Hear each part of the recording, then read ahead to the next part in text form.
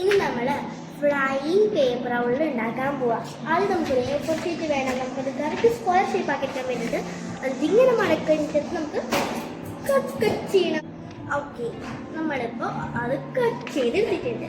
ഇനി നമ്മൾക്കത് ഇങ്ങനെ മടക്കണം. പിന്നെ അതിനെ 1 2 3 ഓക്കെ, നമ്മളത് മടക്കിയിട്ടുണ്ട്. ഇനി അതിനെ ഇവിടെ നിന്ന് ഇങ്ങോട്ട് മടക്കി അവിടെ സെലോ ടേപ്പ് ഒട്ടിക്കണം. ഓക്കെ, നമ്മളത് ചെയ്തിട്ടുണ്ട്. ഇനി നമ്മൾക്ക് ആ ഉള്ള ചിറക് വേണ്ടേ, അപ്പം നമുക്ക് ചിറക് വയ്ക്കാം.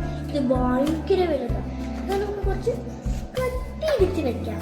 അപ്പം ഓക്കെ, നമ്മളിവിടെ സെലോ ടേപ്പ് ഒട്ടിച്ചിട്ട് നമുക്കത് ഈ മൂടിൽ കാണില്ല.